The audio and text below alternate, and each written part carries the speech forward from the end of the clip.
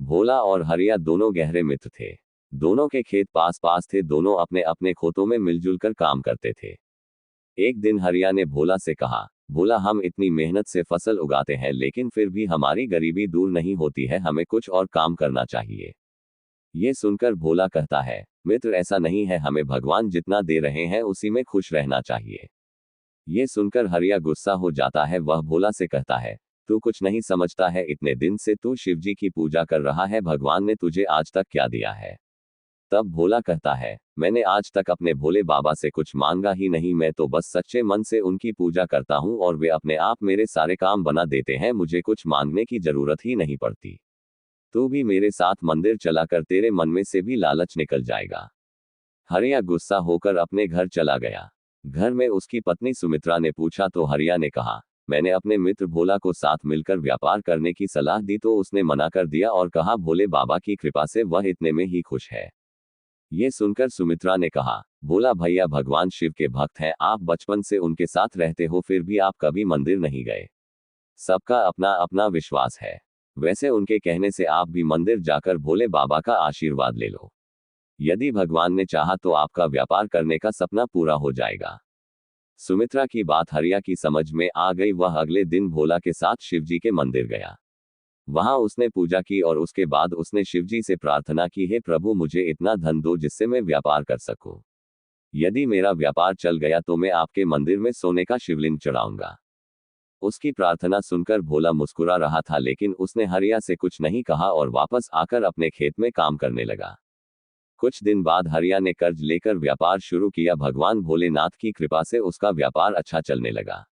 एक दिन हरिया भोला से मिलने गया और उसने कहा, भोला देख तूने भोले बाबा की इतने साल भक्ति की पर कुछ नहीं मांगा और मैं तेरे साथ केवल एक बार बाबा के मंदिर गया और भगवान से सोने का शिवलिंग चढ़ाने की बात की, बाबा ने खुश होकर मेरा व्यापार शुरू करा दिया।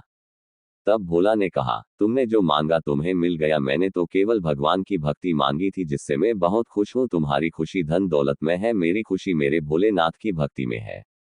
तब हरिया ने घमंड में कहा, देखना इस साल शिवरात्रि पर मैं सोने का शिवलिंग चढ़ाऊंगा, तब बाबा मुझे और धनवान बना देंगे।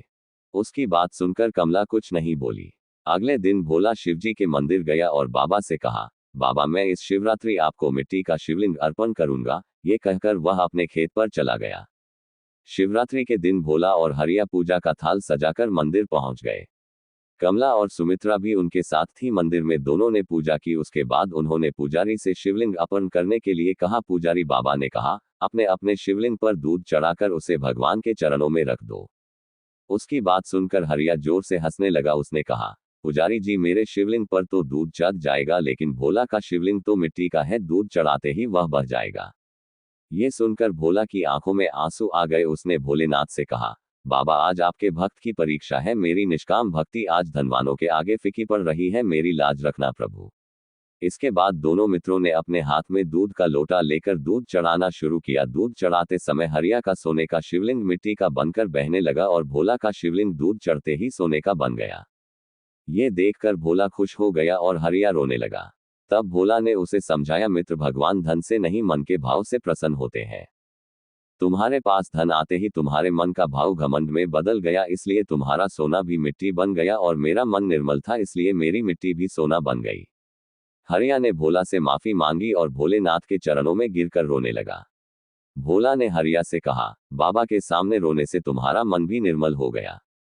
उसके बाद हरिया और भोला दोनों एक साथ खेती और व्यापार करने लगे। बाबा भोलेनाथ से उनके सारे कष्ट मिट गए।